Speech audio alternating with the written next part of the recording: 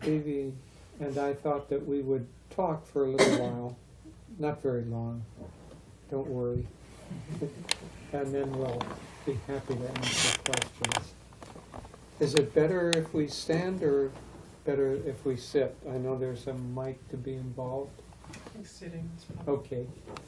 Okay. Thank you very much for singing that song. It's really one of my very, very favorites. And hearing it, I want to talk a little bit on how we can use that. A few years ago, we were giving Satsang with the Ananda village at the beginning of the year. And we often give, at that time, a suggestion for the whole community to try to practice some simple thing, but something that everybody does together for the whole of that year. And the suggestion that year was that everyone learn either the song or the poem, God, God, God, from Whispers from Eternity, that Swamiji has put to music. And so to learn that and then to repeat it throughout the year, because it's an extremely helpful device for centering ourselves and kind of reinvigorating our spiritual life. I know I not only used it very often, regularly during that year, but I often use it again. I often use it when I'm walking or going for a run or doing something or kind of in between tasks, waiting in a line or something.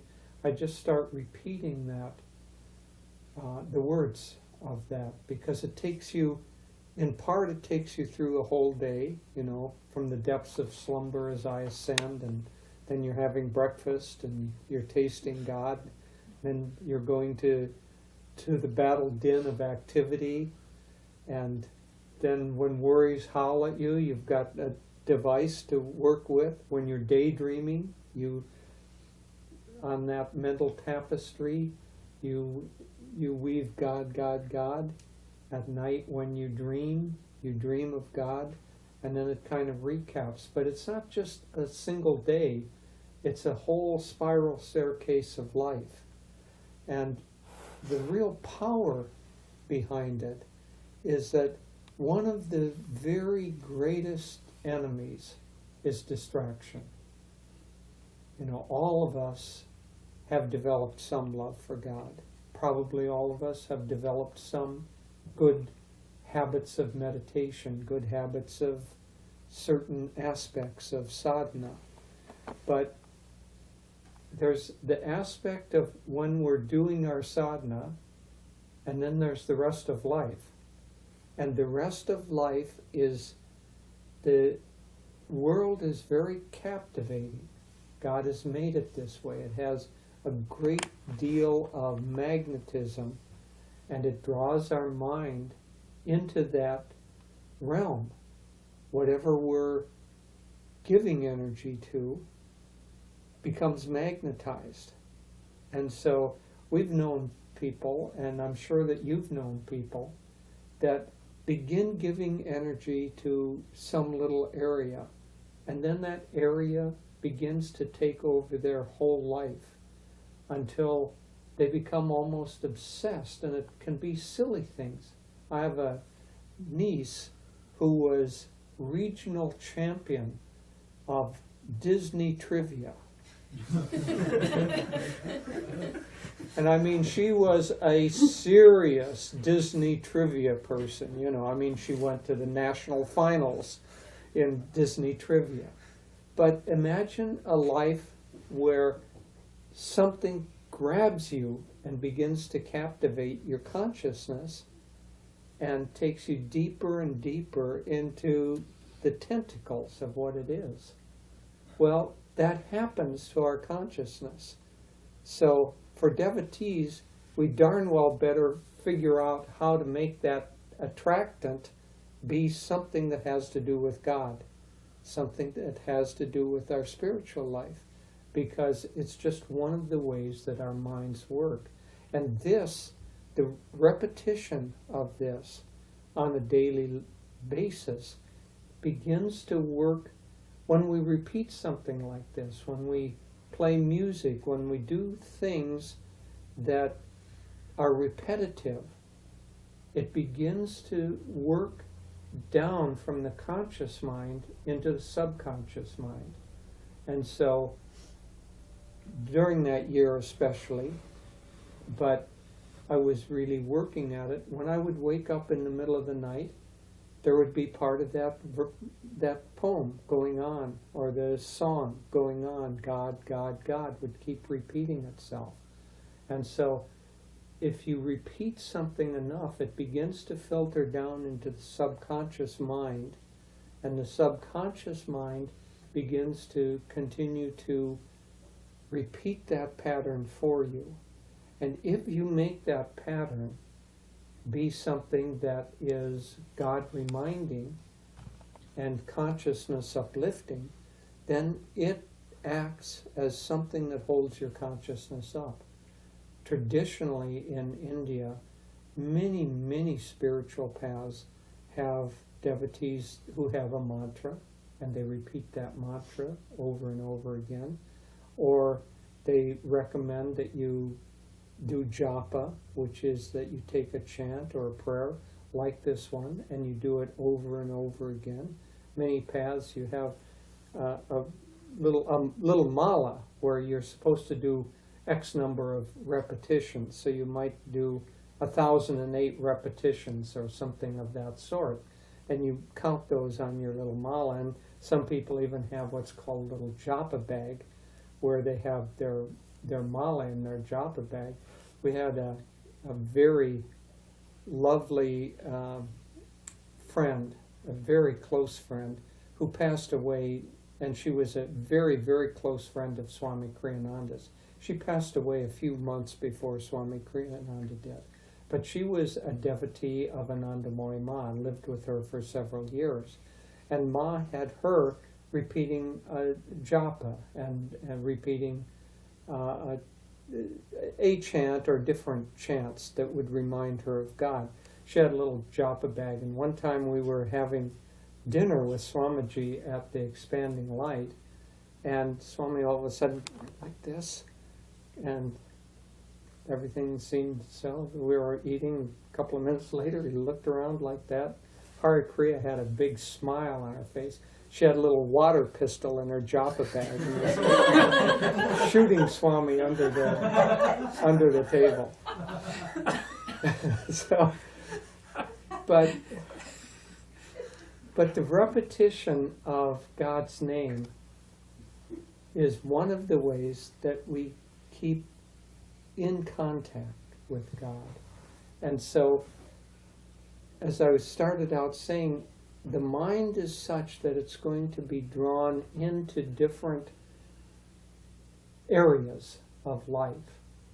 But if we start filling up the space with that which uplifts us and brings us back to our spiritual center, then we will have a very powerful tool to go along with our more formal sadhana, the meditation time that we put in, kriyas that we do, or the various spiritual practices that we essentially push the world away for a little while, create space so that we can focus on something spiritually.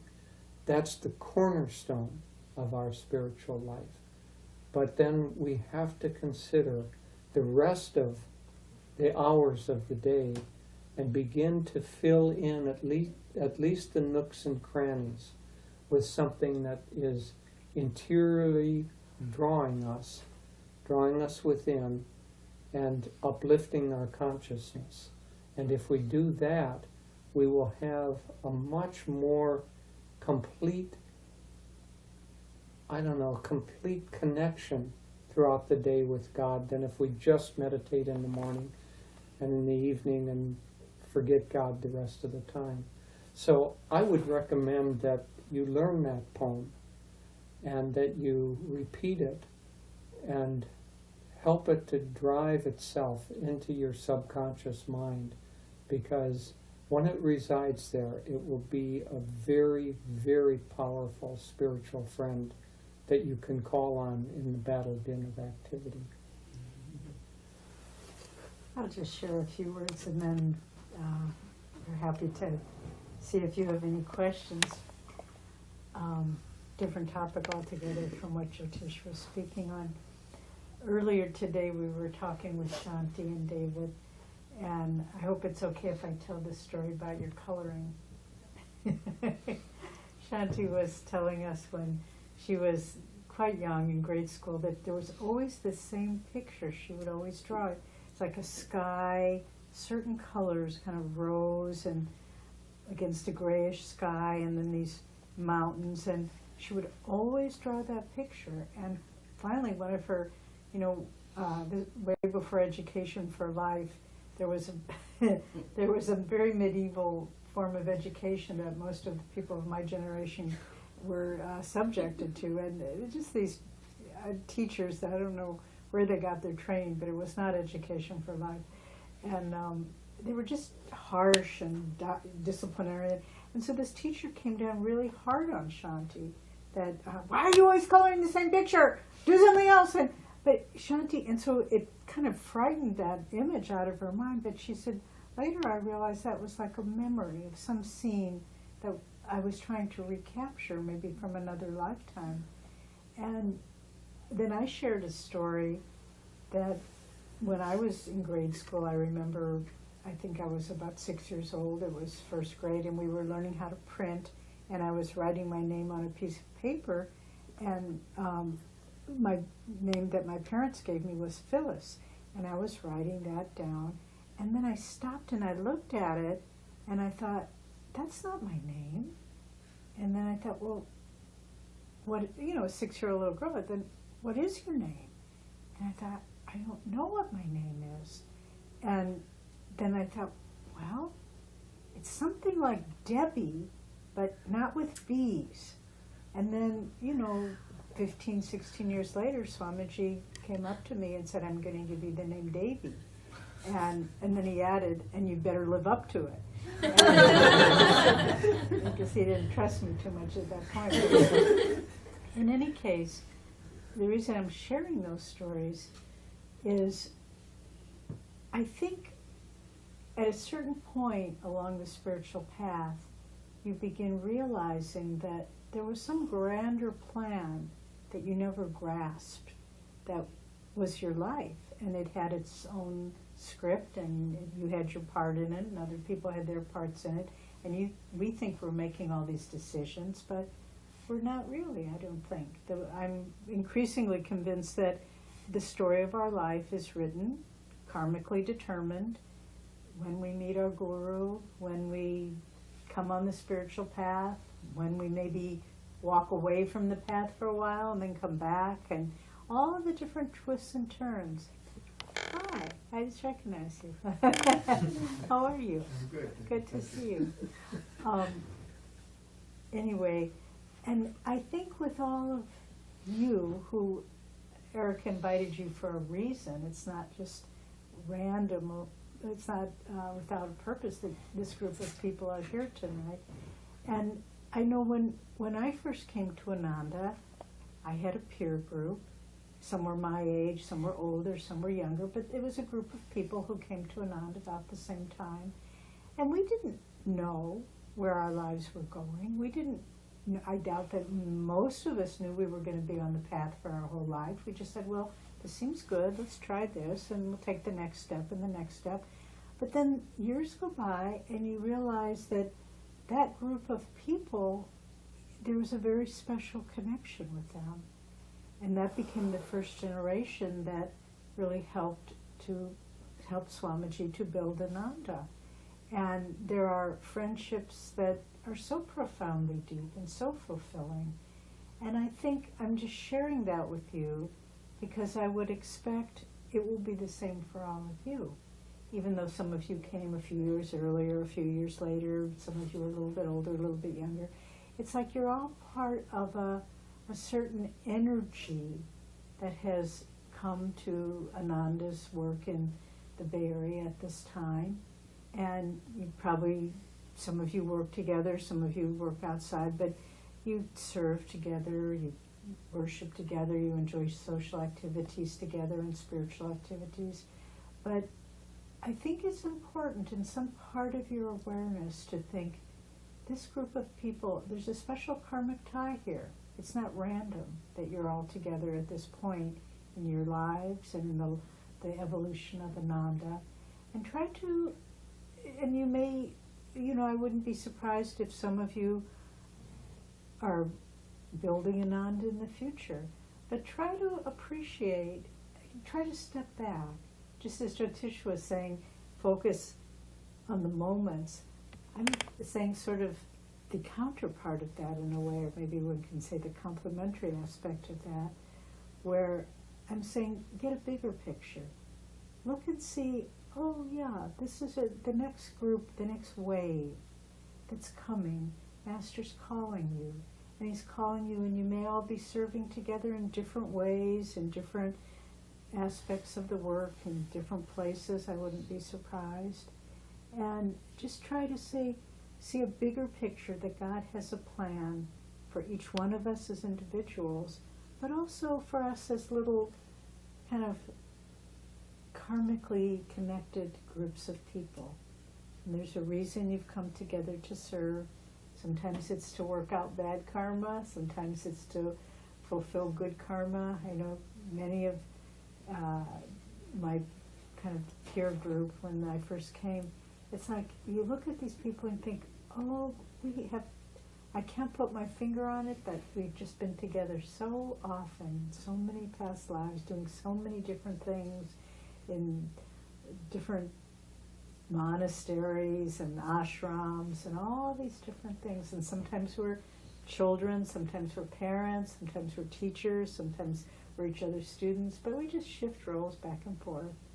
And just to try to realize that there really is a divine plan for us as individuals, but also for us as sanghas, as groups, and try to go deep in that and understand why that is and what's the purpose of your all being together now. And I think you'll get a lot of inspiration from that. So we are happy to hear your questions. We may even be able to answer them. Tell us your name, because I didn't. My name's Brandon. Brandon? Yes. I just I want to thank you very much for coming and for allowing us to be here. I'm very new on this path. And every day it simply becomes more and more wonderful. And it's right now it's a little bit emotional. I don't usually emotional, but that's part of it.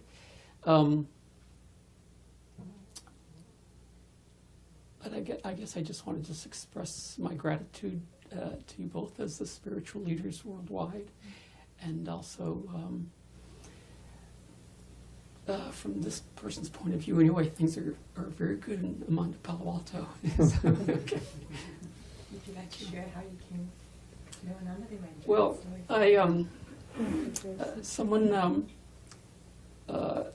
I used to belong to a Unity Church, and somebody came to a meeting one day and handed out these little colorful flyers and said, "You've got to see this movie. You want to play with children? You've got to see this movie." And that's the story. The backstory, yeah. And so I put it on my calendar. Okay. And Wednesday night, December 11th, I went to see Finding Happiness, and I found it. And at the end of the movie, she took questions, and I said, "Where can I get a map? I'm going. I'm there. I'm there." And the next day, I just showed up here, and I went around. I finally found an open door, and I went into the church and sat down and started meditating. And activity started around me, and then I felt the presence of someone sitting next to me.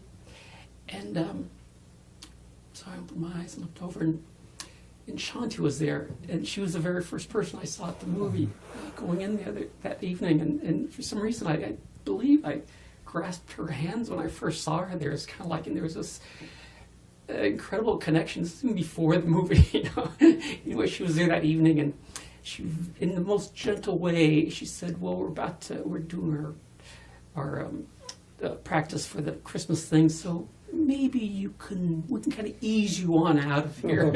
So she directed me to somewhere else. But I've been here almost every other day since, and I'm just so grateful, and I'm just so feel so lucky to be here, and want to give back any way I can. I loved what you said about this is our group. Thank you. It's a very special thing when we find our home and our spiritual family. Very, very special. Thank you. It's so nice to see you both again. I was at the, I forget what you call it, like the 40-year anniversary this summer, and it really brought home just the incredible dedication, effort, divine grace, all that has brought this into fruition, especially with Swami and all of you leading the helm, My question is, I guess I've been here about 4 years now, and so I haven't had that much personal contact with Swami because he was in India and other places over the years. But I've seen a number of fellow devotees kind of come and go over the years. And it feels harder when devotees go, even if they just go to other ashrams or other colonies to serve. That bond you were speaking of seems so much more, the deepness is harder to understand why did they go. And I'm assuming, or probably, that it's the same for you with Swami passing, right? I'm just wondering if you could speak to that a little bit. Like, how is it? How do we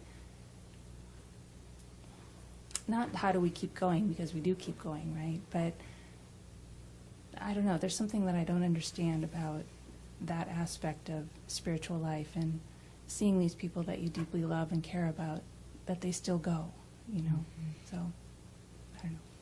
Do you want to start? You can start. Well, I relate very much to what you said, and please tell me. Oh, I'm sorry. My name's Amy. Amy, yeah, okay. But I really would have to put friends leaving the spiritual path or leaving Ananda in a different category than how I related to Swami's passing. Because I know the first year or two I was at Ananda, and I think, as you were saying, Brandon, Yes. Brendan? Brandon. Yes, Brandon, okay. When you find your spiritual family, it isn't like, any other kind of experience. It's like so heart-opening. I remember when I first came to Ananda, there was just this deep sense of, I can be myself. I don't have to pretend I'm somebody else. I don't have to try to impress people with who I am or what I did, or any superficial thing. I don't have to play games anymore.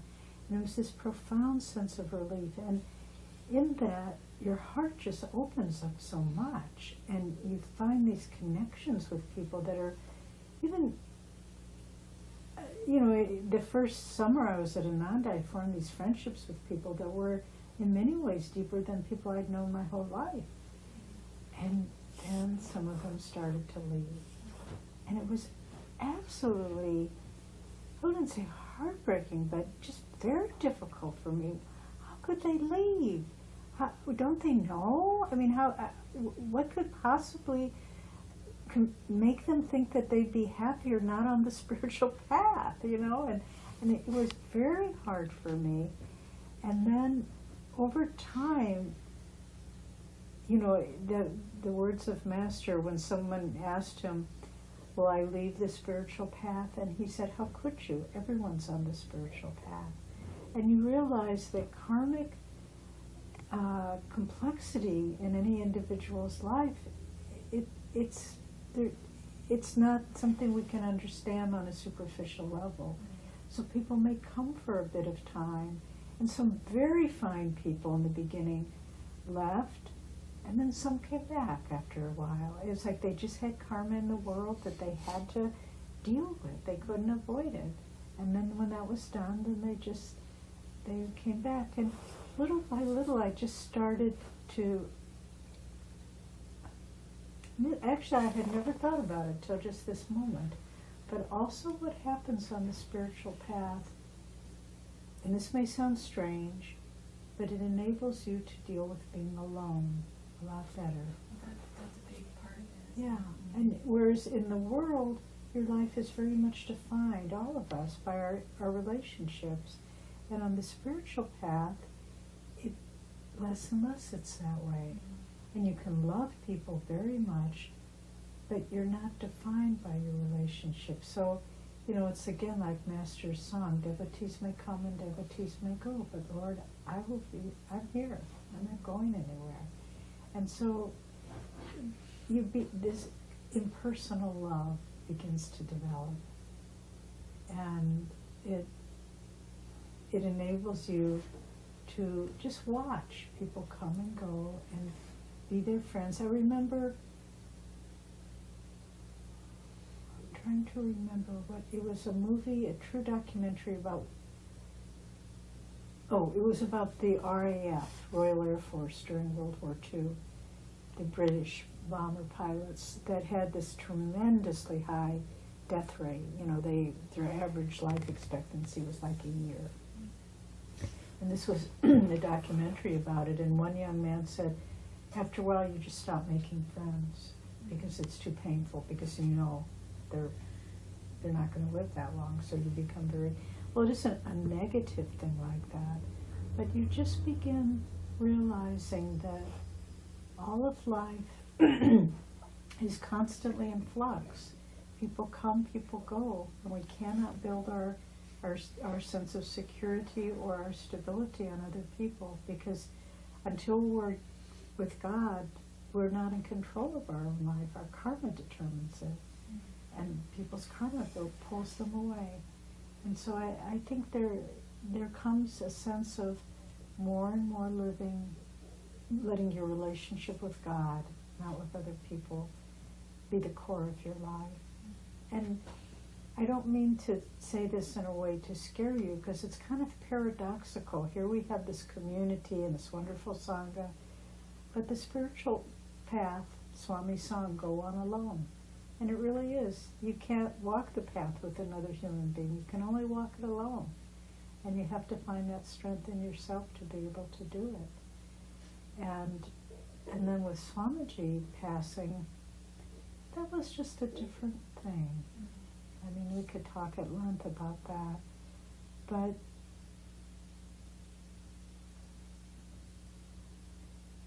more and more as the years went on, Swami didn't feel like he was a reality outside of him, outside of us. He felt like it was a reality within us. And as he got older and his health declined and he didn't have the stamina, in his physical prime, he had the most magnetic, charming, engaging personality you could possibly imagine. But that went away at the end, and he just didn't talk much. He didn't interact much. He didn't enjoy social times with people. And so it was like that wonderful outward personality. Where did that go? Was it gone? It wasn't gone, but it was like, I've shared with you that aspect of myself. Now come with me on the more interiorized part of myself. And it was very profound. And so when he finally made that shift, when he wasn't in the body anymore, it wasn't such a big shift, because he'd been training us for many years to relate to him inwardly. I don't know if you want to say anything to Yeah, a couple of thoughts. One thing is that for me, in my experience, there's a very big difference between someone moving somewhere within the Ananda family and someone leaving that and going somewhere else, either off the path or to another path. But those within the Ananda family, the longer you're here, the more you begin to start, it's like a big mixer. And Devi and I and some of the elders are very good examples. We've lived here, here, but even like Erica has lived a number of places and been a number of places. She's got friends all over in all of the communities. And so within the Ananda network, a person leaving hasn't really left. They're just in another location. And so that bond that Devi was talking about earlier is still there. It's still intact.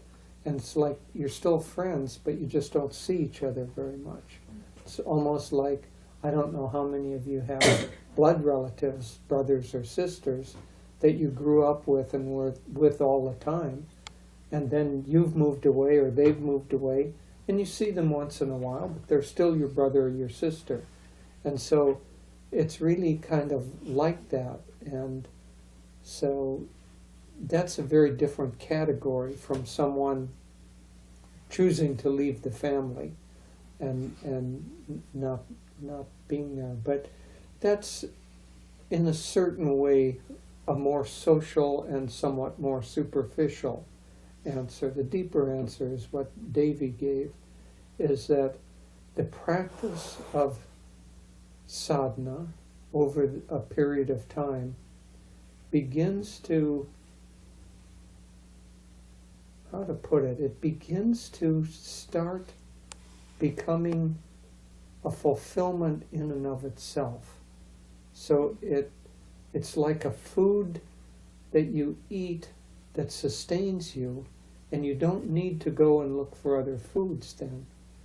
And it doesn't mean that you're cut off from other places. I mean, all of you have complete freedom to go and experience anything that you want to.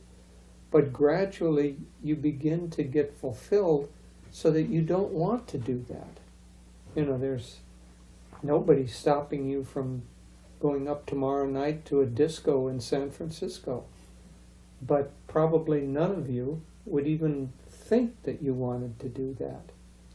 So it's like things begin to fall away and you begin to become fulfilled.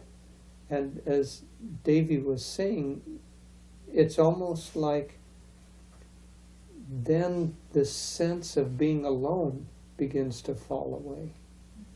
Because your fulfillment isn't dependent as much as it used to be on having this friend or this relationship or that. And it doesn't mean that those are less precious. It's just that you're not so needy of having them for your own well-being. And so, I don't know, by the time you're on the path for a long time, you become usually very self-sufficient, but paradoxically more open and more connected with other people because you aren't coming from your own kind of need base. It's just you can enjoy relationships, friendships, but then especially if you drift off or they drift off to another part, but they're still part of the family, you finally begin to trust, well, I'm going to see you next year anyway, so why grieve for your absence? And the sense of your family, your peer group expands until it honestly, I would say for Devi and me, it has gotten to the point where we hardly have a central point anymore. All of Ananda seems like very much our family. we have places that we've been more and are more familiar with and maybe more intricately connected to the work going on, being the village. But gradually it seemed less and less kind of like home, as if home needs to fulfill some part where you can relax at home. Because The way we put it when we were in India last time, always before when we would go on a long trip, it would be like a rubber band stretching. And we couldn't wait till, oh, we can go back, you know. But it didn't feel like that anymore. It was just like, oh, well, it just keeps stretching. And wherever we are, that's the end of the rubber band. And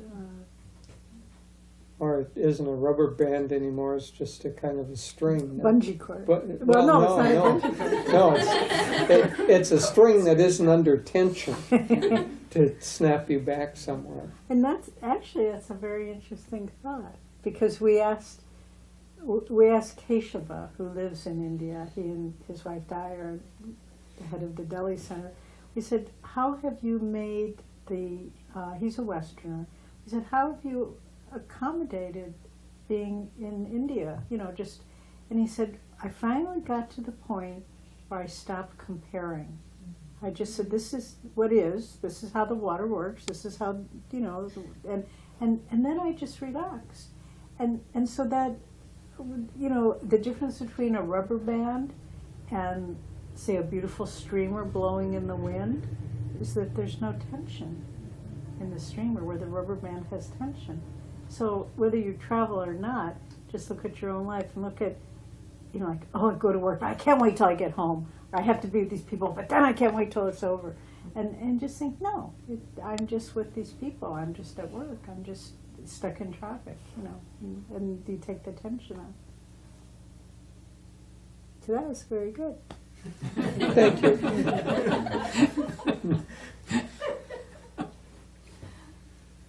She lets me speak every once in a while. No. Do you have a new name? Should I don't know. Adam is a pretty good way to start. Yeah, right. Got it? More ways than one. So I just kind of had this thought when Brandon was talking about coming here and his experience with that. I can definitely relate to it, and kind of the way Vinny came here as well.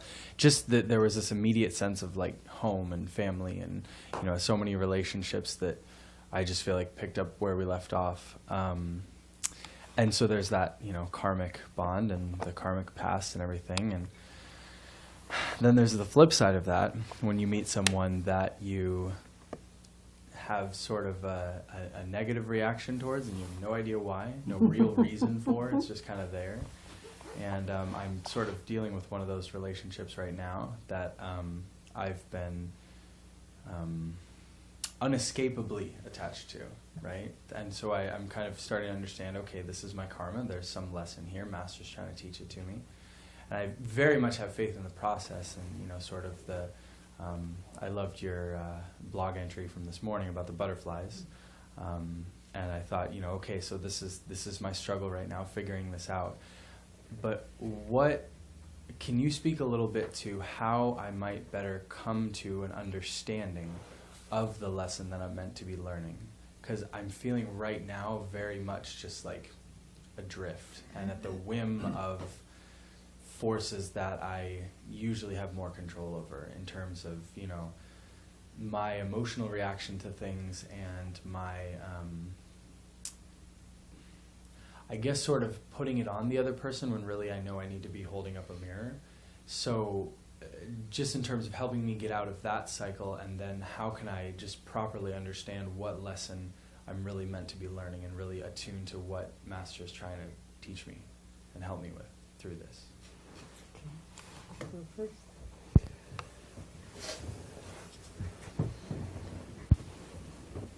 It's, I understand the question. It's very complex because there are a number of different approaches that people could take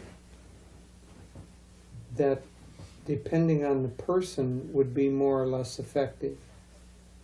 But what comes to me is work not on trying to sort out why there's a pattern, a negative pattern or a reactionary pattern, because I don't think you will arrive at that mentally. What I think you need to do is to reverse the polarity of the issue. And so, if you're having a struggle, on some level there's probably some underlying sense of resentment about having to have that struggle, or at least confusion about it. So work on appreciation. Work on thanking God for bringing that to you. And at first it might be more affirmation than reality, but gradually if you work on it, it will actually turn into a true sense of appreciation. And it's not like it will necessarily solve the problem. It will simply make the problem vanish. And it's kind of a different thing. And getting something to vanish is actually a higher level of dealing with it than solving it. Because you can solve one problem and then just get another problem that looks pretty much like it. But if you get it to vanish, it's almost like then you're done with that karmic pattern and you won't draw another one into your life that you have to deal with in the same way. So I would say work on, in any way you can, that works for you. Work on a sense of appreciation, and that sense of appreciation doesn't even have to be directed toward this issue. Just developing a sense of appreciation in general will help this issue and a whole bunch of other little cousins of it to just vanish into thin air. Another thing you can do, we all go through things. We all go through reactions and I think for a lot of us, the worst part is that we feel like we don't have any control over it. We don't want to go there, but there we go. Right. And I think try to, like when you're meditating and you're just feeling calm and you're, the lovely line from the poem Samadhi, which you have around the eaves of your church. Spotless is my mental sky, below, ahead, and high above. When you're just sitting in meditation and you feel that the spotless mental sky, try to hold that thought. And then when you're in that circumstance where that person just walks into the room and, there's a reaction, and try to feel the difference. What's the difference in your consciousness when it's just poised, calm, non-reactive, and when it's in the reactive state? And that, to me, that's, in a way, all tests are about that same thing. What's the difference between being calm and centered and being reactive? Because, Master said all circumstances are neutral. And it's not just theory. I mean, we need to be able. So then you start playing with that. The person walks into the room, it's like fingernails on a blackboard. We all have been there, done that. But you start feeling, how can I bring that calmness, spotless mental sky into this situation? And you begin infusing that like a dye into a big vat of water. And so you're infusing it with that color, the coloration of calmness and peace. And then, so you start being able to grasp it before it gets control over you, before you're in the total reactive duality place where you're just like, And you know, the more we're on the path, the more that hurts. I mean, it mentally and emotionally hurts to be in that reactive place because it's so unpleasant. And then you just start thinking, okay, what's the and then you try to hold on to that calmness longer and longer before the reactive mode takes over.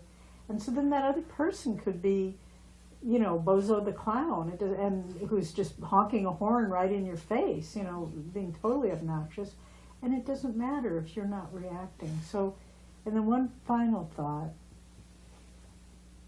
is really try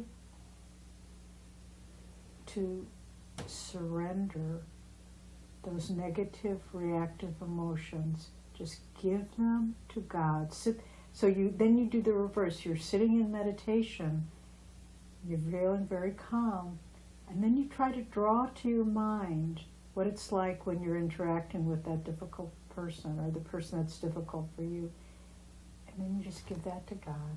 I don't want this anymore. This is yours. You take it. And it builds a very beautiful connection with God. So it's just, Jyotish used the expression reversing the polarity. And that's what it is. It's like instead of letting that reactive state take control of you, you try to hold on to the calmness of meditation.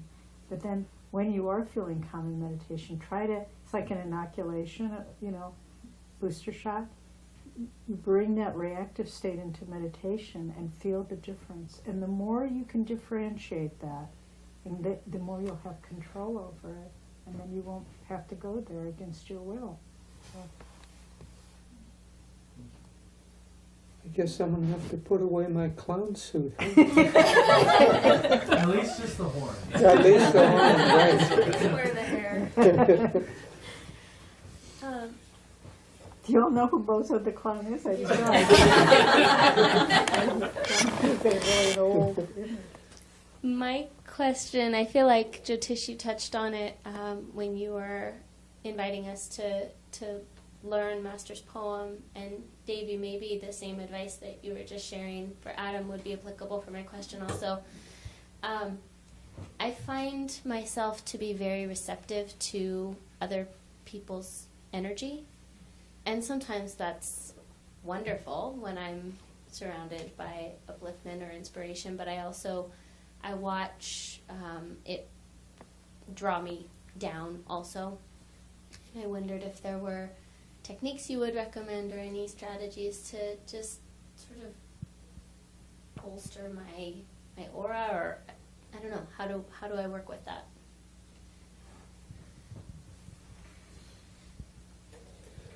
I understand the question. I'm trying to feel what answer could be useful for you without just generalizing.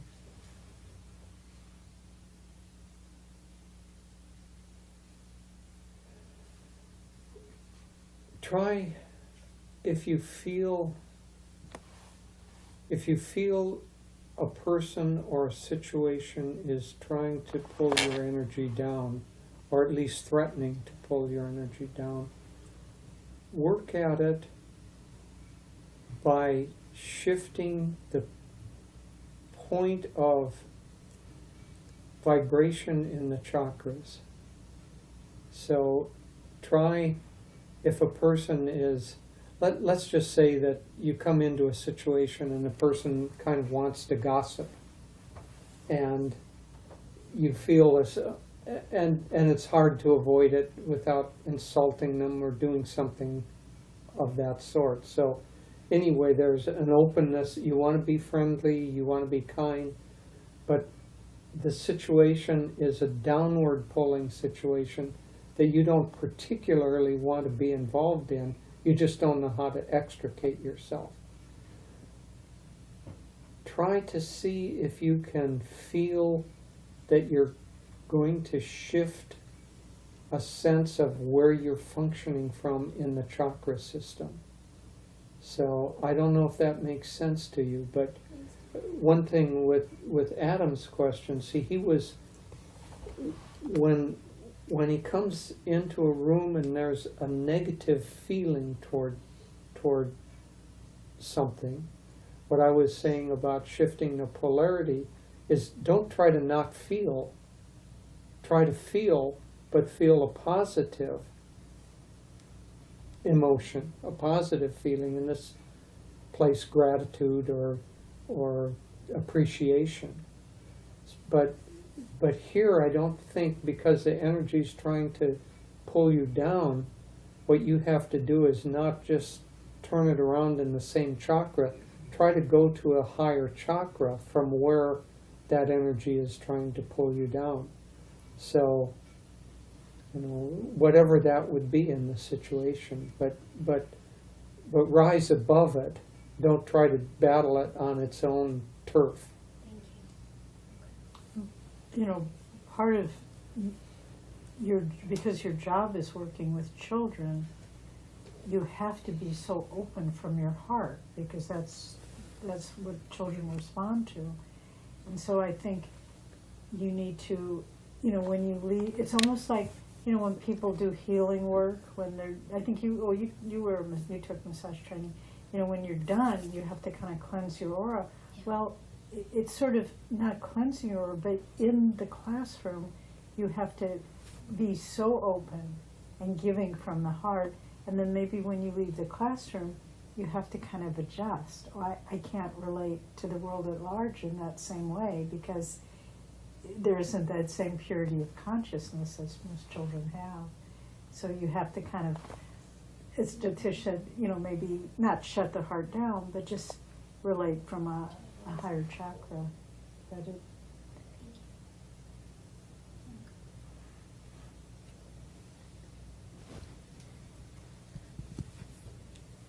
If you're going to ask us if we want you to sing that song, the answer is yes. I'm not going to ask that. I'd love to if you want.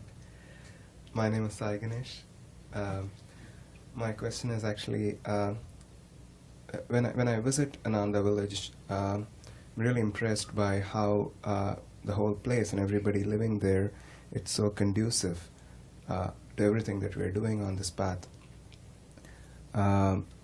I completely believe that God puts us where we need to be. This is not specific to Ananda, but in general I do wonder, but I also wonder in the sense, is it more helpful on the spiritual path to be in that sort of an ashram setting? Because here we live in a completely different area, although we have a community and everything going on that's very helpful. We face a lot of other things on a daily basis, and I cannot stop wondering if it will be more helpful to be in an ashram setting. Is that what are your thoughts on that?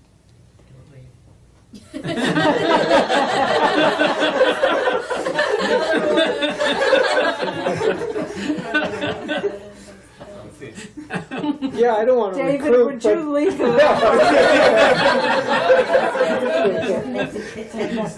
Tell him it's perfect here. You don't like listening to him sing. Oh, that we mentioned that friend of ours who squirted the water pistol at Swamiji. She was a direct disciple of Anandamayi Ma, and then she was a brahmacharini, and then at a certain point Ma told her to leave and get married, and she really didn't want to, but that was her karma to do that. And she said, but Ma, I don't want to leave you, but Ma saw that she had the karmic tendency that she needed to be married. And so Ma said to her, better to be in the world and long for the ashram than be in the ashram and long for the world. Mm-hmm. So there's a plan for everyone's life, and when it's the right time, you'll be where you're. I mean, I shouldn't say when it's the right time. It's always the right time. Every moment of our life is fulfilling our destiny. And if there's a plan, if the plan's supposed to change, then we don't have to decide. It just happens. So meanwhile, if your life is here, make your own ashram. Make your house your ashram. Make the corner of your room your ashram. And what does ashram really mean? Maybe what I was thinking when I said that is just shielding yourself from just the but sensory what assault. Does ashram really, I'm asking the question because I think it has an interesting I would translate it as hermitage, or a spiritual haven. Okay. I think it might have a deeper root though than It might. anyway. I'm not.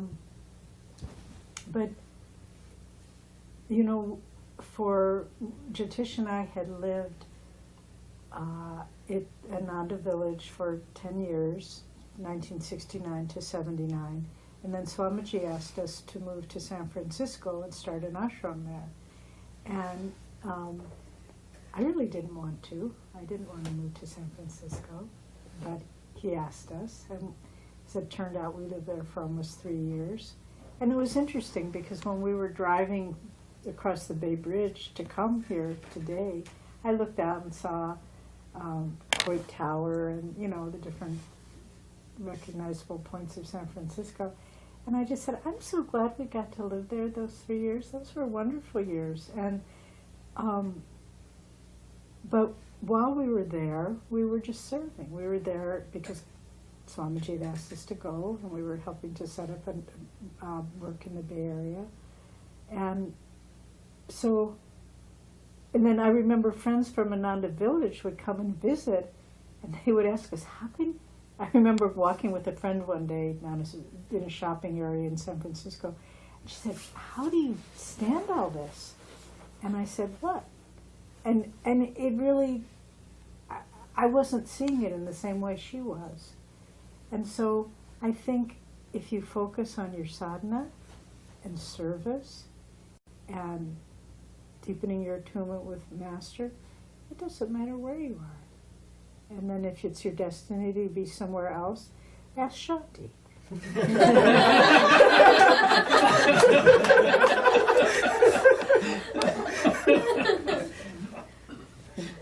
I would say also that both environments are good, and so it would be good to spend some time in a more, you can call it protective, but it's also an area that requires more spiritual focus. Be good to spend time there, good to spend time elsewhere, but generally speaking, wherever you are, your karma has brought you there, and it's like Divine Mother and your karma has handed you an apple. Eat that apple before you ask for another one. Or a different piece of fruit. Yeah, for a different piece of fruit. Because if you take one bite and you say, Ma, I want a different one, Mama, not very likely you're going to get one. So whatever you have in front of you, do it with everything that you've got in you. And that will work through much more quickly whatever the lesson is that you're supposed to, that your own soul has put you in that situation in order to learn. And then life is a series of lessons like that. And there's a lesson plan to it all that we may not know ahead of time. We may not even know for a while afterwards, but looking back, almost always you can see, oh yeah, that was really good that I was in that situation for that period of time. I learned so much, and sometimes they're unpleasant situations at the time you're going through them. We saw a great quote a few days ago. There's a humorist and cartoonist, James Thurber. He used to do cartoons for the New Yorker magazine. He was the one who wrote the original Walter Mitty, The Life and Times of Walter Mitty, which they just made into a movie. But the quote was, "Humor is emotional chaos remembered in tranquility." And I thought that was, it's so true, because when you look back at, I mean, the stories we enjoy telling the most over and over again, and we laugh uproariously, and other people sometimes look at us like we're a little bit crazy, but it's the disasters and the total dysfunction and the upheaval and all those things, and then you look back from tranquility and it's funny. But anyway, it's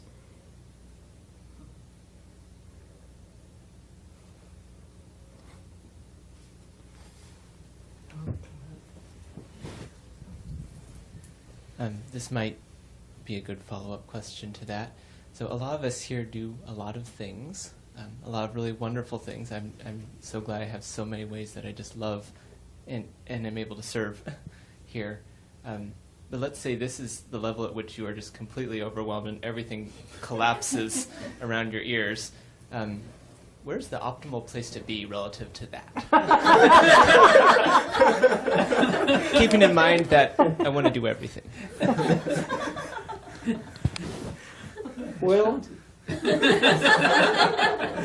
I would say that don't look for a steady state, because if you, it's like, don't try to swim with your nose 7 centimeters above the surface of the water, because they're going to be little waves, you know. So sometimes you have to be farther above water, and sometimes you can afford to be closer. But find times where you can take both a physical and a mental break from one kind of intensity.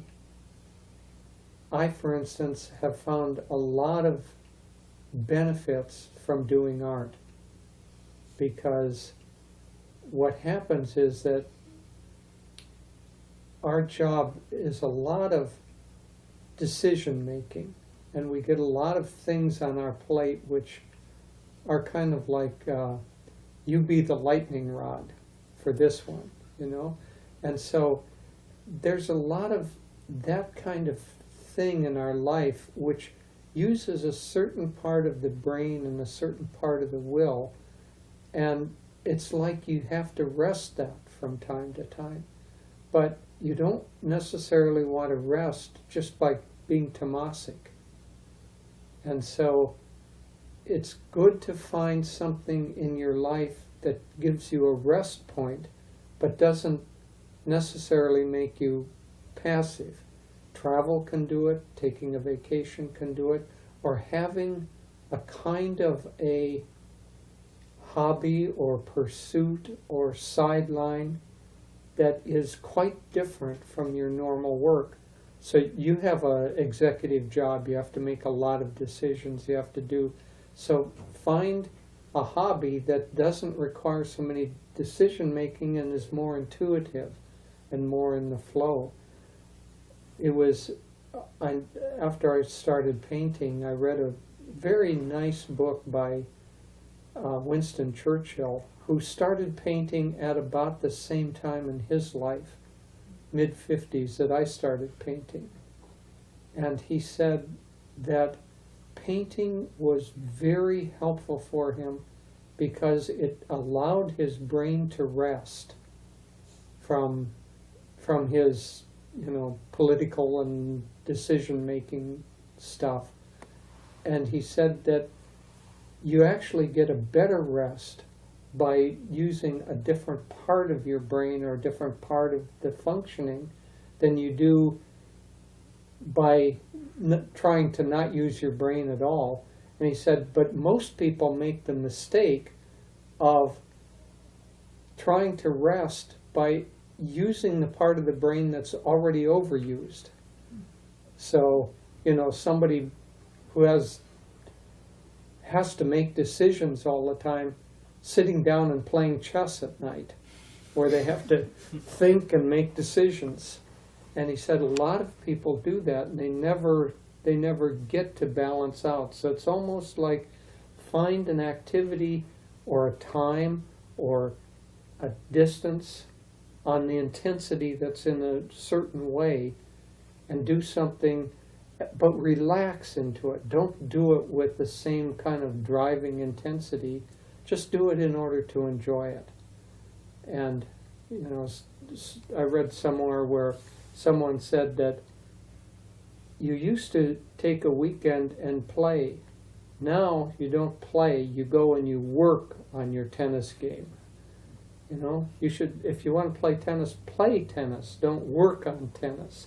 So if you're feeling like here's the total intensity level that you can take, don't try to push up against that all the time.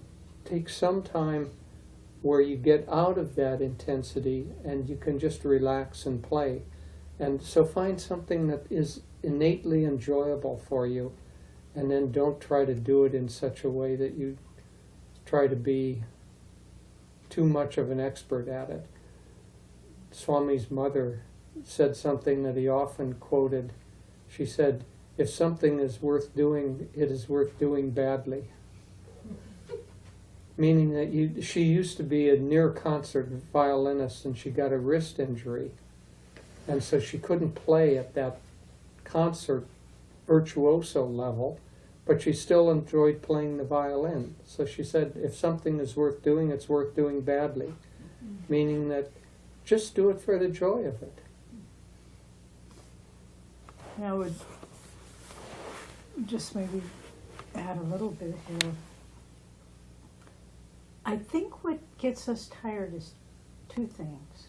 One, tension, and tension as a result of feeling that we are the doer. So I remember once, many years ago, Swami, he had a little dome up at the, still has a dome at the meditation retreat where he used to live, and he was moving over to the Crystal Hermitage. And the inside of he wanted, he never wanted to wait for anything. So he wanted to, it wasn't done yet, the new dome, but he wanted to move in. So he just kind of rounded up a small group of people, and so we have to paint the inside. So I remember we started painting, and we painted in the morning, and then he said, okay, let's break for lunch, and people went away, and then came back. In the afternoon, he was painting too, and we were all painting and painting and painting. We just kept painting and painting and painting. And then finally Swami said, okay, let's call it a day. And we looked at our watches, and it was 3 a.m. And we had painted without stopping from about 2 in the afternoon, or 1:30. But there was just this flow. It wasn't, and none of us felt tired. None of us were aware of what time it was. But there was just this sense that this is happening. And what makes us tired, as I said, it's the tension caused from, I'm responsible for this. I'm doing this. I have to do a good job. Everyone's counting on me. I mean, it could be good motivations. This store's important. I have to do the best job I can. But the more we can just think, God's doing it, and I'm just helping. And then it takes the tension out of it and the stress, and then we can keep going longer. I remember another time in the early years, before we had the expanding light, we would have spiritual renewal week up at the meditation retreat. And I don't know how we possibly did it. There was no phone up there, and there were no computers. They hadn't been invented yet. And somehow or other people, I guess it was all by the mail. We just had reservations from people who'd send in the reservation. But anyway, and so we really never knew who was coming and how many guests were. Anyway, so people were coming. It was the night it was all starting. And so we were in the office. I was on the staff in the retreat, and people were coming late. And finally, it was about 10 o'clock at night, and there was no more tents, there were no more rooms, there was no more sleeping bags to give out, there was just nothing. And this man pulled up. And I was just closing up, and he said, I want to be here. And I didn't know what to do, and I just thought, well, I was living in a little bitty trailer, 10-foot trailer, and I thought, well, I've got a sleeping bag. And I said, well, I can give you a sleeping bag, and you can just, and a pad, and just put it out under a tree. And he said, okay, that's fine. So I went to my trailer, and I got him my pad and my sleeping bag, which meant I didn't have it. And I didn't tell him it was mine, but I just said, okay, here, you can take these things. And the next morning, I saw Swami. I hadn't said a word to anybody. And I think I just I had an old blanket or something that I just used.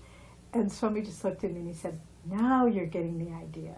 And I thought, oh no. I don't want to live like this all the time. But it actually, it was kind of exhilarating. It was fun to be in that flow. So try really, what Jyotish said is excellent. Find ways to have a safety valve through some other activities that can be relaxing. But also in the battle din of activity, God, God, God. He's the doer. We're just the helpers. That's how Swami did Ananda. Master was doing it. He was just the helper. He worked real hard at it, but that's why he was so free inside, because he never was, this is mine. See, here even 40 years later, or 35 years later, it's a story. Now, the day before and the day after, when she had her own sleeping bag and her own pad, she'll never remember those. It's only the kind of things that seemed like a disaster at the time that stick with you. Let me just tell you another little story about those wild and woolly days. We had a garden that up at the old retreat that had a chicken wire fence around it to keep animals out from deer from eating the vegetables. And Satya, who some of you may have known, he was one of the first people that came up and stayed there for that first winter. He had he passed away maybe a year ago, and he was a very devoted student and of Swami and Master. And Satya's son was an animal trainer, and he trained. If you ever saw the movie about the bear, Gentle Ben. Anyway, he trained Gentle Ben, and he trained. I think he trained the MGM lion. Do that again. They just get it on film now. Anyway, Satya's son brought one of his tame lions up to the retreat, and they didn't have any place to put it, so they put it in that little chicken wire garden. And I had a friend who was visiting a friend of mine from the Bay Area, and she came up and she got there late. She didn't know where to go, and so she just kind of put her sleeping bag down on the ground, and she woke up in the morning and there was this lion kind of standing over her. Anyway, those things were a little more free in those days. Bring your lions up. Oh, tell about the elephants. Well, in the early days, we had a series of events in the summer called India Fair. Actually, Swami started it before there was an Ananda. Yeah, he started it at SRF, I think. Maybe at SRF. I know the first one I knew of was in San Francisco before he started Ananda. We had a little ashram there, and he had an apartment in an apartment building that had one of these kinds of interior courtyards. And so he had an India Fair in that courtyard he did most of it, but he sang songs and he had a turban on and told fortunes, and anyway.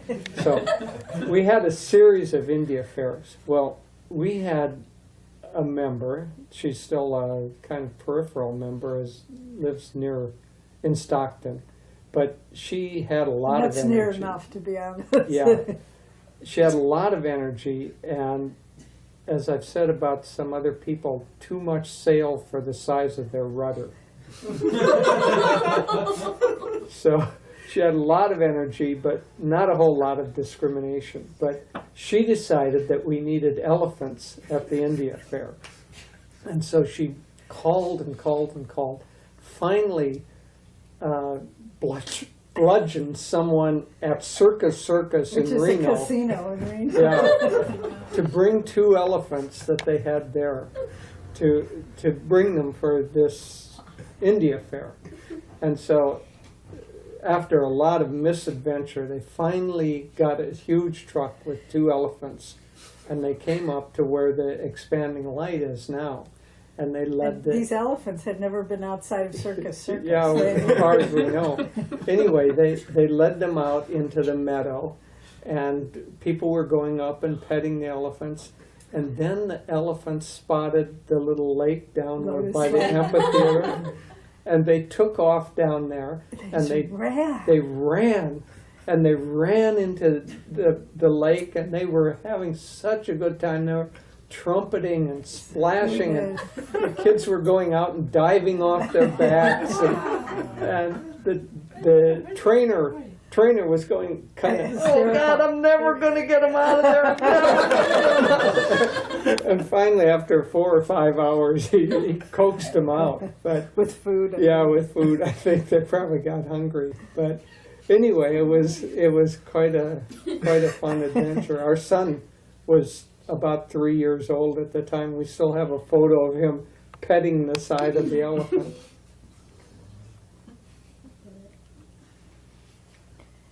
Other questions? We probably scared him now.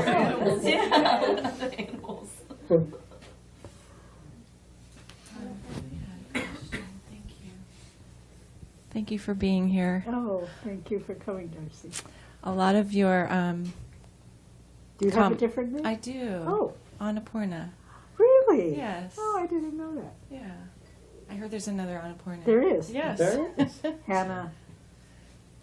So anyway, what I was thinking, you mentioned the energy as a group, and I just wondered if you have a vision or a direction for us as a group. I know, and Sai Ganesh spoke about, being here in Palo Alto and, how challenging it can be. And so, obviously there's a reason we're here. I had this feeling that came up that we have the type of energy it takes to be in this energy, which is why we're here. But do you have some sort of feeling or vision for us as a group? Well, I would say this. I think Ananda's teachings and vibration are very much needed in the pressure cooker of urban areas. And I think for all of you to find ways that you can strengthen the core at the church, the activities there, the magnetism, don't just wait for on Sunday, I'm sure there's some people appointed to talk to new people. Don't just wait for those people to do it. You do it. I remember once some years ago I went to visit, I think it was one of the SRF churches, and I can't remember which one it was. It was a smaller one like Richmond or something. And I had a beautiful meditation, and then I got up to leave, and I just wanted to thank somebody. I wanted to take somebody's hand and said, "It's so wonderful here, thank you for letting it," and there was nobody around. And I just felt kind of empty for that, and I thought, I never want anybody to come to any Ananda hub and not feel that somebody cared, that there was somebody who cared that they had come, that it was important to somebody that they had come. So work in whatever ways you can to build the magnetism of what you're doing here, to amplify it. Not everybody their calling is to be a teacher, but be a friend. Even if you just go to some of the classes and then talk with the people afterwards, or if there's a new person, hey, can I give you a call? Maybe we can go out for lunch. Maybe you have some questions. So I think often we make the mistake of thinking, oh, that's their job. I'm just me. I'm not a great teacher. I can't explain the philosophy or the teachings, but people, by and large, people just need friends. They need they need a warm handshake. They need a kind smile. They need somebody to say, "I'm so happy with these teachings. I think you can be too," And so reach out and strengthen the hub, strengthen the vibration, and I think it would, you probably have, I know you have a healing prayer ministry, but I think it would be good, God has placed you all in this area now, to pray for this area. I remember when we would go visit our Sacramento Center, it was a year or two after it had started, and it was started in a very bad part of Sacramento, but after a few years, you could feel a light that came out of the ashram there, the community, that kind of permeated, and you could feel it for several miles, and then you didn't feel it anymore. And so I think God has put you here for whatever reason, whether your husband's job took you here or whatever, you go to school, you have a job, family, friends, etc. But help to bring light into this area through prayer, through divine friendship, through sharing in that way. And if you're here for the rest of your life or not, it doesn't matter. That's what our job is. It's to spread God's light into this world and to spiritualize it. And that's what makes Ananda Village special, is that it's focused, drawing God's light. And try to replicate that here. I would also say that Ananda is both expanding very rapidly, but it's also more and more solidifying so that it's going to go a long way into the future. And so there are going to be roles that need to be fulfilled. And it's almost as if you as a group and many individuals are learning maybe not the specific role, but the skill set that can be adapted to a role that is going to come up and be very important in the future or in someplace else. Maybe it's the future right here. Maybe it's somewhere else. But Ananda's going to need, I don't want to say Ananda's going to need, not even that Master's going to need, but God is trying to work a balance in the planet to bring more light in. And we're all volunteers in that effort. And so there are going to be opportunities to serve in certain ways. But as Devi said, the more you kind of break a little bit out of whatever little shell you might have, the more you will expand and feel that God can accomplish this task or that task or whatever through you. So you're all in a training tract as well as leading your life in whatever way you're doing it. Hi. Hi. Welcome to Palo Alto. Thank you. My name is Warren. Yeah. My question is... What did your name used to be? Dan. Dan. That's right. Thank you. So how has your life changed now that you're directors of Ananda? And do you see us going in a different direction, or what sort of direction do you see us going now that we have a movie out and that you're at the helm?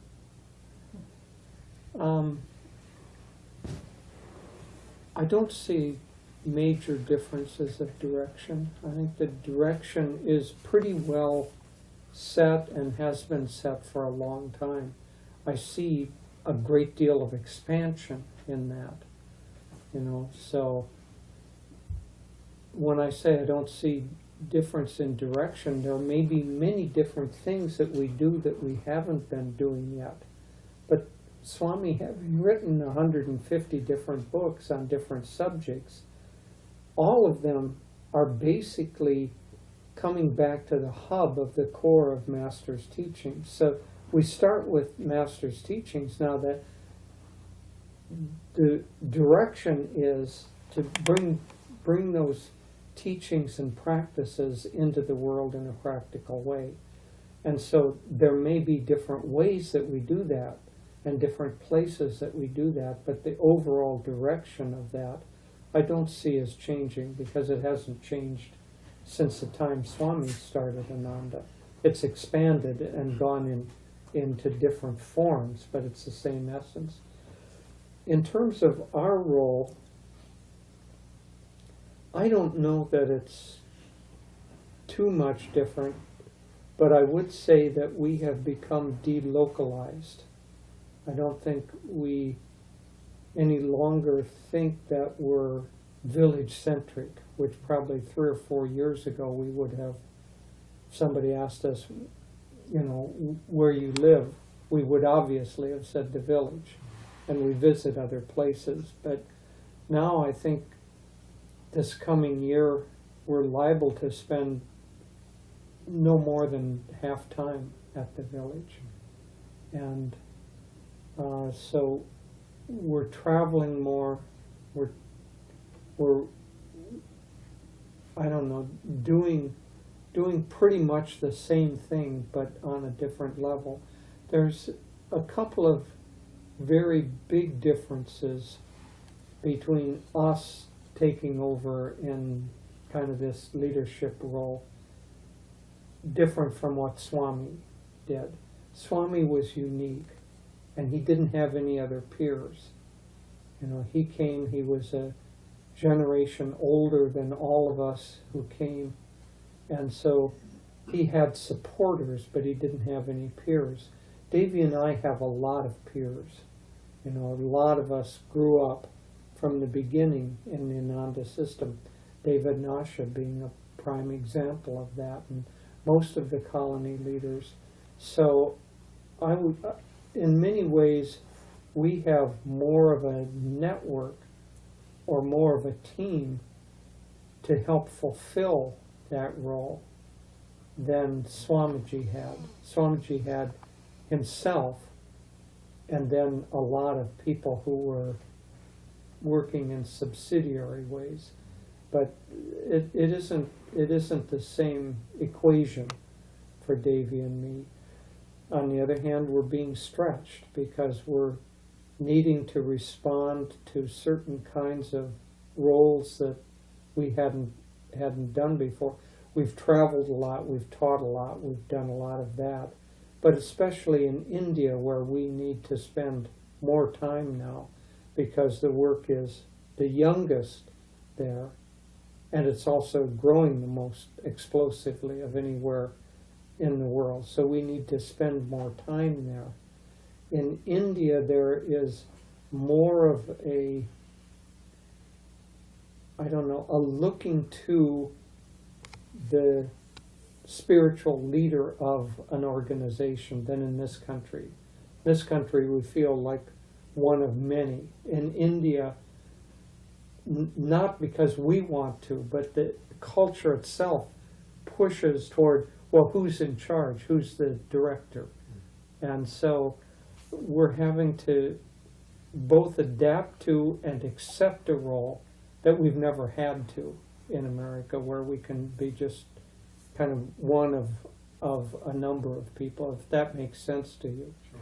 And so, you know, it's just one of the things that we're trying to work with and deal with, and it's like a jacket that doesn't seem to quite fit.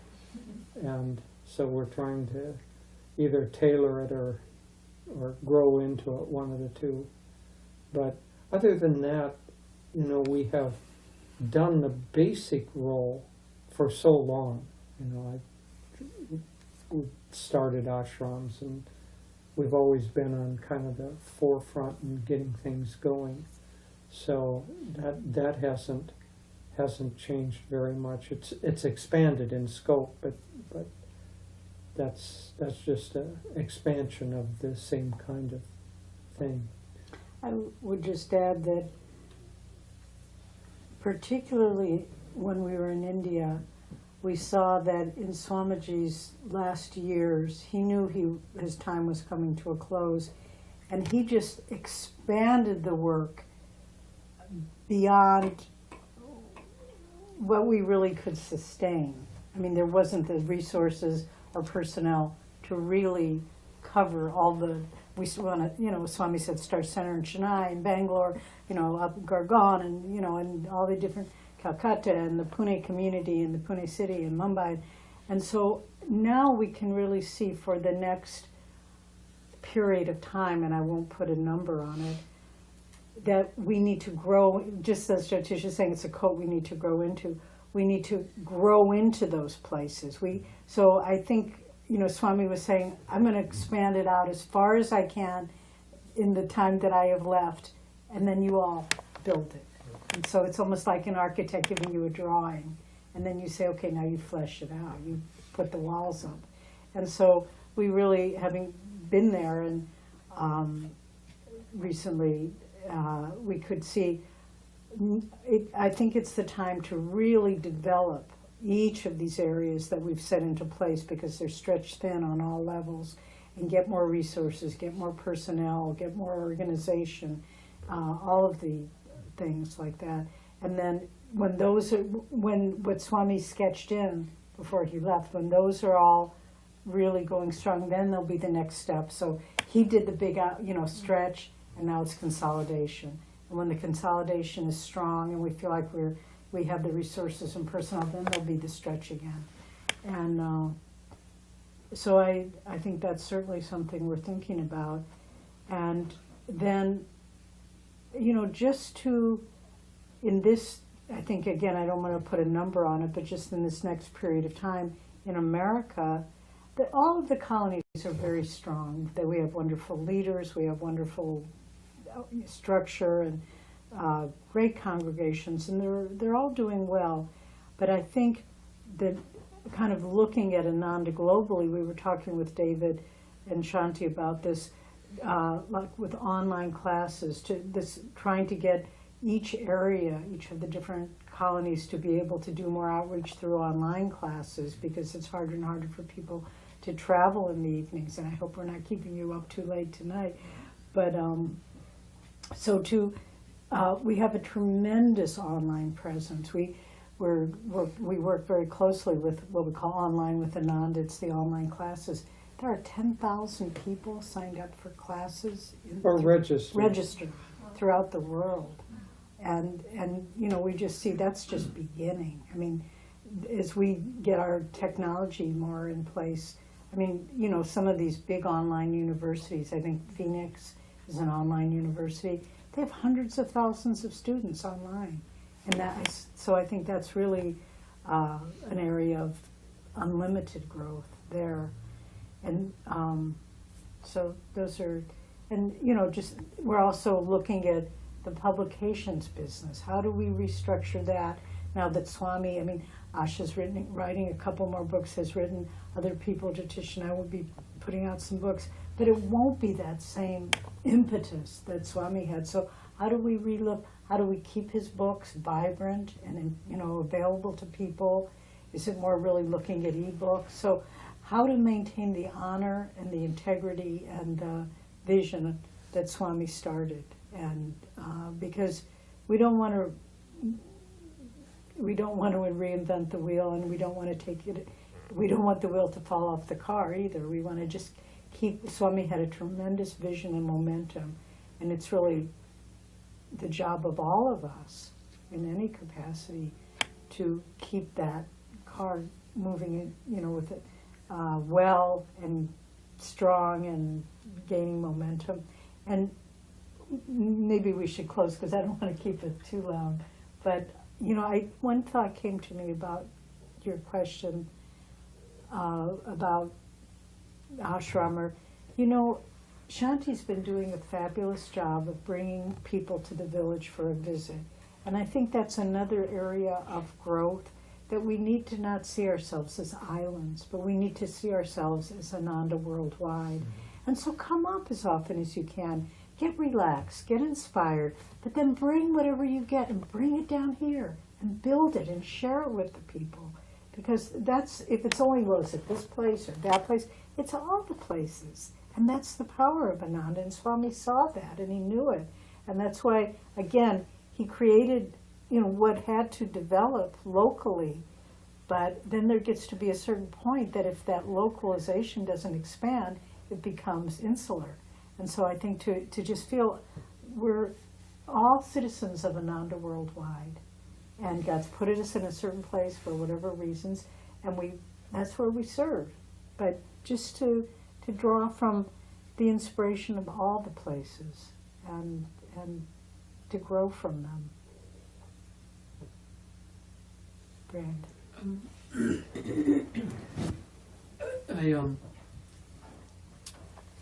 I can't miss the opportunity.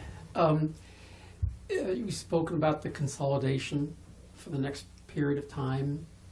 I also know that the vision we all share is a very powerful one. at least in terms of our own development, our own path, perhaps, I'd love to hear your thoughts about Ananda 10 years, 20 years, 50 years. So maybe you can paint us a picture of some of that, what that might be. I used to be real facile at doing that, and I've learned humility over the years.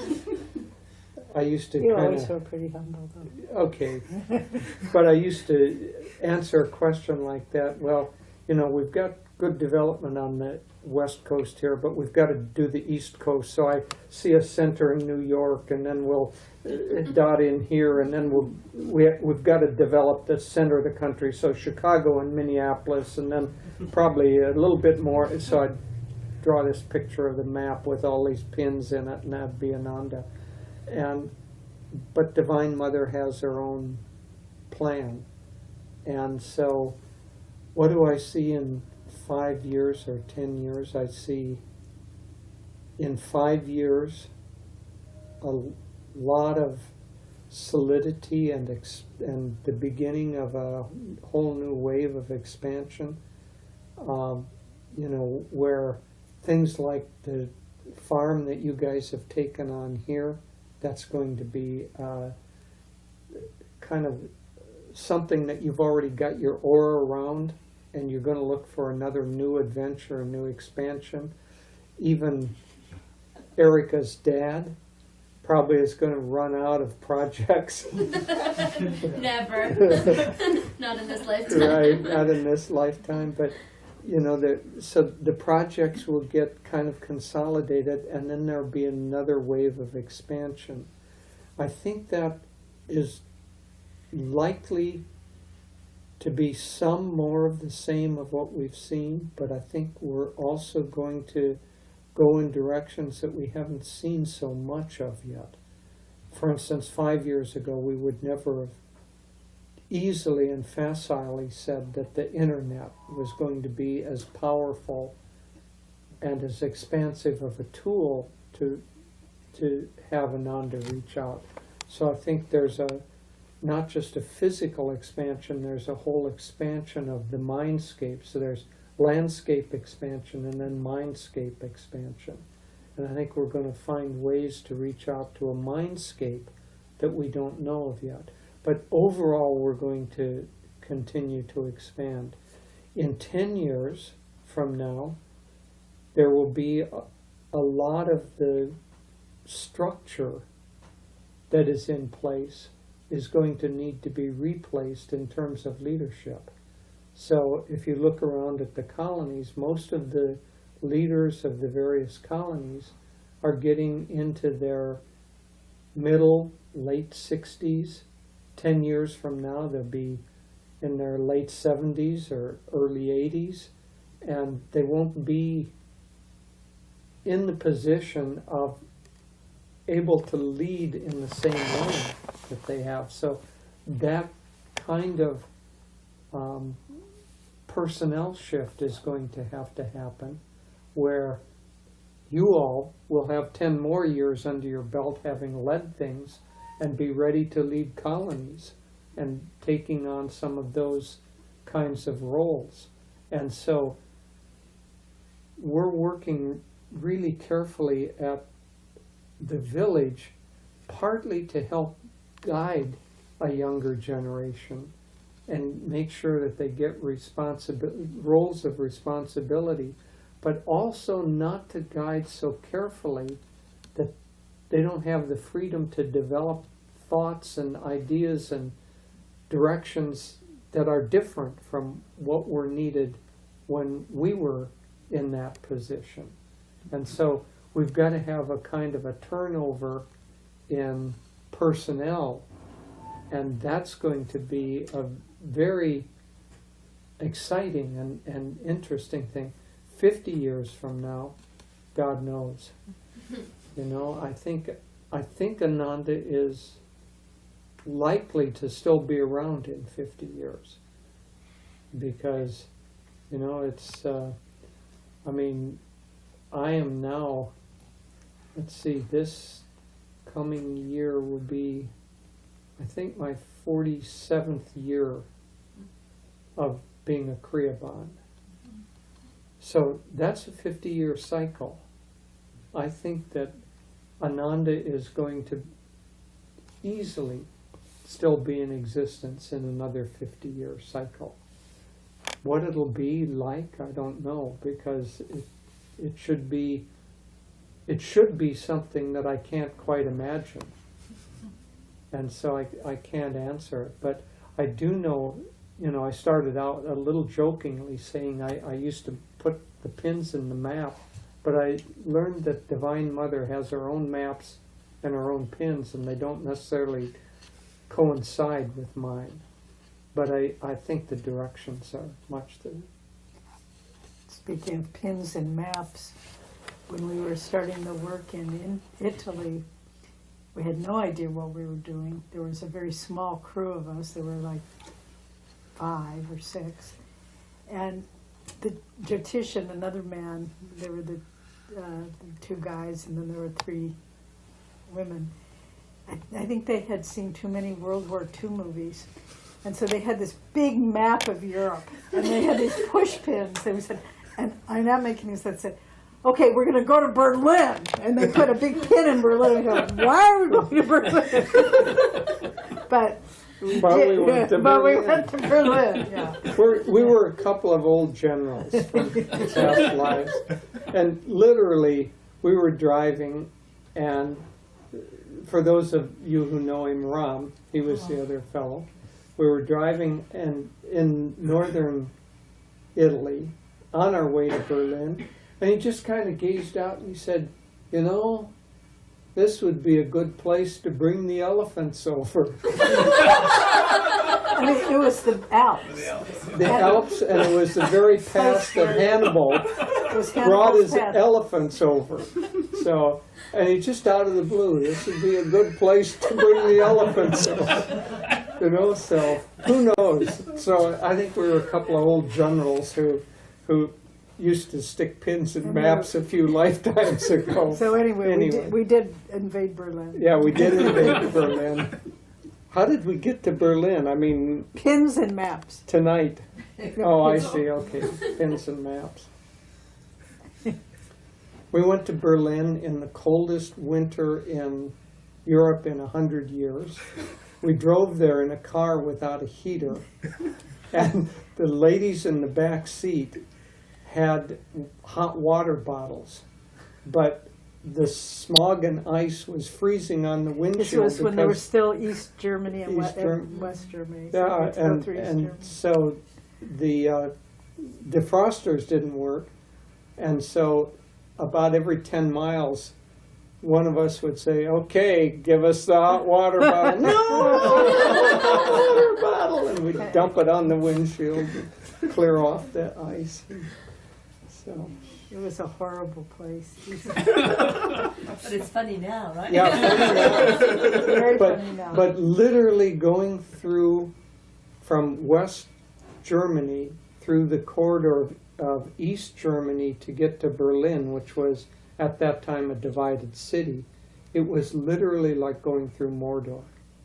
There was, you came from greenery and nice structures into smoggy brown snow with hundreds of dead trees. Because acid rain. Acid rain, because they were still heating everything by coal.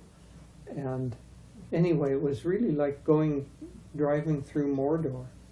And but we did it. Got that pin in that map. Yeah, there was a very nice yoga center in West Berlin, and they invited us to come and do programs, and we did. And you'll all have your adventures. So 50 years from now, so you'll all look like us, and you'll be sitting here telling adventures. Oh, you should have seen. Well, we had the first colony on the moon, remember? We were trying to teach. When we got the farm, we had no idea what we were doing, but it turned out to be such a successful enterprise. And anyway, you all have all your adventures to to tell. Okay, well, have we put y'all to sleep? Is it? No way. As a thank you and as a bigger thank you to Swami, some of us have wanted to donate towards the Mandir. Fantastic. So there's a little Thank token of you. support and Oh, appreciation. wonderful. Thank Thank you. you. Yeah, it's wonderful that the money's coming in for that, and we're really Is it- closing in. Are we reaching? Yeah. Yeah, the yeah. goal? We We're really getting good at raising money. Yeah. We are. Our specialties. One of the essential skills. The second one being putting away chairs. Okay, well, we'll probably see most or all of you tomorrow. Thank Thank you. you. very Thank you. much. Thanks.